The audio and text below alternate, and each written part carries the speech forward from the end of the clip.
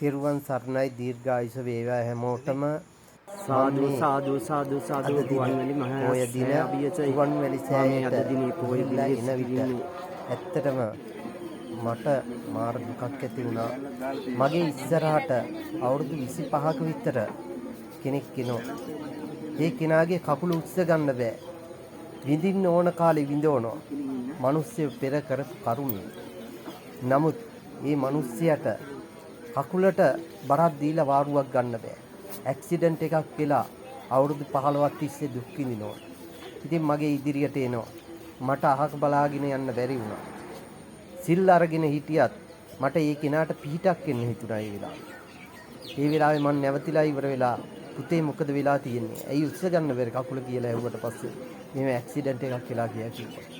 ඒ වෙලේ මම නැවතිලා ඉවර වෙලා පඩියෙන් උඩට නග්ගලා ඉවර වෙලා මං මේ මිනිස්සයව සුව කළා. කකුල උස්ස ගන්න පුළුවන් විදියට මං හදා දුන්නා. ඔය දවසේ ඒ මොකටද ගියේ? පිනක් කරගන්න මහා රෑ රජුන් වැඳ ගන්න ගියේ. ඒ වෙලේ ඒ වගේ තැනකට යනකොට එක සිතින් යන්නේ සිතුවිල්ල මගේ ලෙඩේ සුවපත් වෙන්න කියලා හිතාගෙන සුවපත් කරගන්න කියලා. ඒ වෙලාවේ පිහිට වෙනවා. මේ රුවන්වැලි සෑ අභියස කියන්නේ මහා හාස්කමක් තියෙන තැන. ඒකයි මටත් අහක බලාගෙන යන්න බැරි වුණේ. ඒ කෙනාගේ ලෙඩේ සුව කරන්න හිතුනේ ඒකයි මට. ඒකයි හැමෝටම කියන්නේ විඳින්න ඕන කාලේ මේ වගේ කී දෙනෙක් විඳවනව ඇද්ද? මට පිහිටක් එන්න පුළුවන් වෙලාවට මම පිහිටක් එන ඕන කෙනෙක්ට. මං සිල්රෙද්දෙන් හිටියයි කියලා මට ඒක අහක බලාගෙන යන්න බෑ. ඒ කෙනා විඳින දුක දැක්කට පස්සේ නැවෙන්න බෑ. කකුල උස්ස ගන්න බෑ.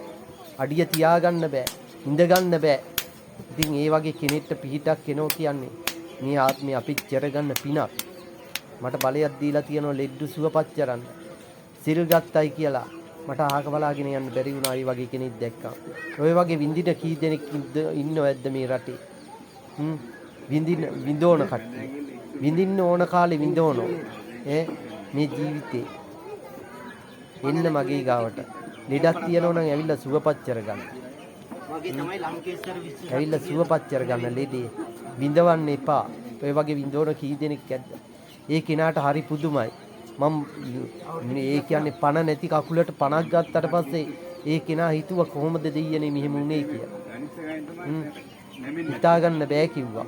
මිච්ඡා කාලයක් පණ නැති වෙයි කිව්වා තිබ්බේ කකුල. ඉතින් අද පණක් ආවයි කිව්වා. ඉතින් ඒකයි කියන්නේ. මේක හැමෝටම කියන්නේ හැමෝම හිතනවා මේවා මේ විශ්ව සත්‍ය කියන්නේ බොරුවක් කියලා. බොරුවක්ද ඇත්තක්ද කියලා බලන්න ඉන්න. ඇවිල්ලා ඉවර වෙලා ලෙඩක් තියෙනවා නම් සුවපත් කරගන්න. විඳවන්න එපා. විඳින්න ඕන කාලේ විඳවලා හරියන්නේ නැහැ. පෙර කර්ම වලට තමයි ඉතින් මේ දේවල් එන්නේ. නමුත් මේ කර්මෙන් මිදෙන්න ඔබත්. තෙරුවන් සරණයි දීර්ඝායුෂ වේවා.